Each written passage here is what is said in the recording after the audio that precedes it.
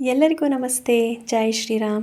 ನೀವಿನ್ನೂ ನಮ್ಮ ಸಂಸ್ಕೃತಿ ವ್ಲಾಗ್ಸ್ಗೆ ಸಬ್ಸ್ಕ್ರೈಬ್ ಆಗಿಲ್ಲ ಅಂದರೆ ದಯವಿಟ್ಟು ಸಬ್ಸ್ಕ್ರೈಬ್ ಆಗಿ ಹಾಗೂ ಪಕ್ಕದಲ್ಲಿ ಕಾಣ್ತಿರುವಂತಹ ಬೆಲ್ ಐಕಾನ್ನ ಪ್ರೆಸ್ ಮಾಡಿ ನಿಮ್ಮದೊಂದು ಪುಟ್ಟ ಸಪೋರ್ಟ್ ನಮಗೆ ಕೊಡಿ ಅಂತ ಹೇಳ್ತಾ, ಇವತ್ತಿನ ಟಾಪಿಕ್ ಬಂದು ಓಮಮ್ ವಾಟರ್, ಅಜ್ವೈನ್ ವಾಟರ್, ಓಮಮ್ ನೀರು ಅಂತಲೂ ಕೂಡ ಕರೀತಾರೆ. ಇದನ್ನು ನೀವು ಮನೇಲೇ ಮಾಡಿಕೊಂಡು ಎಲ್ಲರಿಗೂ ಕೊಡೋದ್ರಿಂದ ಉತ್ತಮ ರೀತಿಯಲ್ಲಿ ಆಹಾರ ಜೀರ್ಣ ಆಗುತ್ತೆ, ಯಾವುದೇ ರೀತಿ ಡೈಜೆಷನ್ ಇಶ್ಯೂಸ್ ಬರೋದಿಲ್ಲ. ಇದನ್ನು ನೀವು 6 ತಿಂಗಳ ಮೇಲ್ಪಟ್ಟ ಮಕ್ಕಳಿಂದ ಹಿಡಿದು ವೃದ್ಧರವರೆಗೂ ಕೂಡ ಈ ನೀರನ್ನು ಕೊಡುವಂಥದ್ದು. ಇದಕ್ಕೆ ಬೇಕಾಗಿರುವಂಥದ್ದು 2 ಇಂಗ್ರೀಡಿಯೆಂಟ್ಸು, ಒಂದು ನೀರು, ಇನ್ನೊಂದು ಓಮಮ್ ಹೂವು ಅಂತ ಸಿಗುತ್ತೆ. ಇದು ಗ್ರಂಥಿಗೆ ಅಂಗಡಿಗಳಲ್ಲಿ ಸಿಗುವಂಥದ್ದು. ನೋಡ್ತಾ ಇರ್ಬೋದು, ನಾನು ಈಗ 1 ಲೀಟರ್ನಷ್ಟು ನೀರನ್ನು ಒಂದು ಪಾತ್ರೆಗೆ ಹಾಕ್ಕೊಂಡಿದ್ದೀನಿ.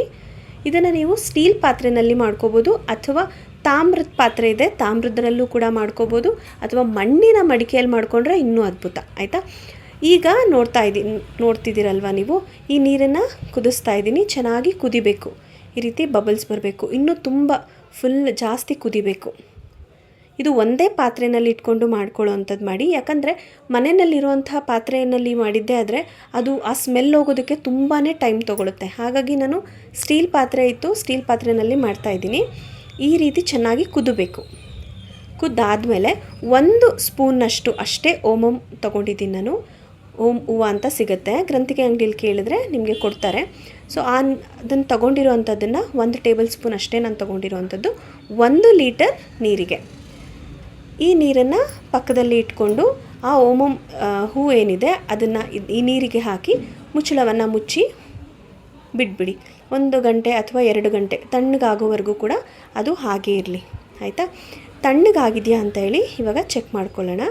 ಜಸ್ಟ್ ಪ್ಲೇಟ್ನ ಓಪನ್ ಮಾಡ್ಕೊಳ್ಳಿ. ಒಂದು ಸತಿ ಸ್ಪೂನ್ನಲ್ಲಿ ತಿರುಗಿಸ್ಕೊಳ್ಳಿ.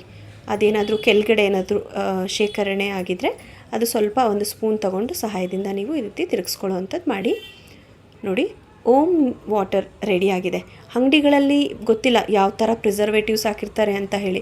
ಸೊ ಇದನ್ನು ನಾವು ಮನೇಲೇ ಮಾಡ್ಕೊಳ್ಳೋದ್ರಿಂದ ನಮಗೂ ಕೂಡ ಖುಷಿ ಅನಿಸುತ್ತೆ. ನಾವು ಮಾಡಿರೋ ಅಂಥ ನೀರನ್ನೇ ಮಕ್ಕಳಿಗೆ ಕೊಡ್ತೀವಿ, ಯಾವುದೇ ರೀತಿ ಬೇರೆ ಇಂಗ್ರೀಡಿಯೆಂಟ್ಸ್ನೂ ಕೂಡ ಇದಕ್ಕೆ ಹಾಕಿರೋದಿಲ್ಲ, ಪ್ರಿಸರ್ವೇಟಿವ್ಸ್ನ ಯೂಸ್ ಮಾಡಿರೋದಿಲ್ಲ ಅಲ್ವಾ.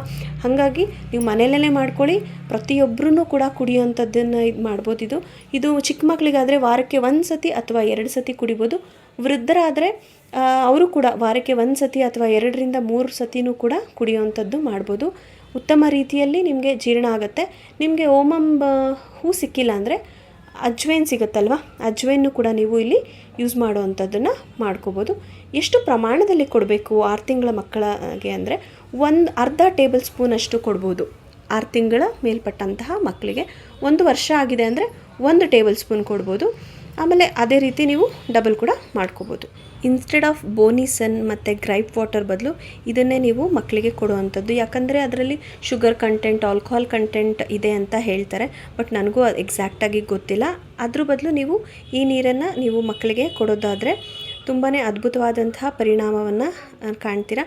ಮತ್ತು ಇದನ್ನು ನೀವು ಯಾವ ರೀತಿ ಶೇಖರಿಸಿಡ್ಬೋದು ಅಂತ ಹೇಳಿದ್ರೆ, ಯಾವುದಾದ್ರೂ ಒಂದು ಗಾಜಿನ ಗ್ಲಾಸ್ನಲ್ಲಿ ಅಥವಾ ಗಾಜಿನ ಬಾಟಲ್ನಲ್ಲಿ ಶೇಖರಿಸಿ ಇಡುವಂಥದ್ದನ್ನು ನೀವು ಮಾಡ್ಬೋದು. 3 ರಿಂದ 6 ತಿಂಗಳ ಕಾಲ ಯಾವುದೇ ಒಂದು ಯೋಚನೆ ಮಾಡದೆ ಇದನ್ನು ನೀವು ಸ್ಟೋರ್ ಮಾಡಿ ಇಟ್ಕೊಂಡು ಯೂಸ್ ಮಾಡುವಂಥದ್ದನ್ನು ಮಾಡ್ಬೋದು. ಮತ್ತು ಇನಿಷಿಯಲ್ ಆಗಿ ಇದು ತುಂಬಾ ಸ್ಟ್ರಾಂಗ್ ಆಗಿರುತ್ತೆ. ಹಾಗಾಗಿ ಸ್ವಲ್ಪ ಬಿಸಿ ನೀರನ್ನು ಇದ್ರ ಜೊತೆ ಆ್ಯಡ್ ಮಾಡಿಕೊಂಡು ಮಕ್ಕಳಿಗೆ ಕುಡಿಸಿ ಒಳ್ಳೆಯ ರೀತಿಯಾದಂತಹ ಪರಿಣಾಮವನ್ನು ನೀವು ಕಾಣ್ತೀರಾ. ಈ ಒಂದು ವಿಡಿಯೋ ನಿಮಗೆ ಇಷ್ಟ ಆಗಿದರೆ ದಯವಿಟ್ಟು ಲೈಕ್ ಮಾಡಿ, ಶೇರ್ ಮಾಡಿ, ಹಾಗೂ ಆ ಸ್ವಾಮಿ ಆಂಜನೇಯ ಎಲ್ಲರಿಗೂ ಒಳ್ಳೇದು ಮಾಡಲಿ ಅಂತ ಬೇಡ್ಕೊಳ್ಳೋಣ. ಜೈ ಆಂಜನೇಯ.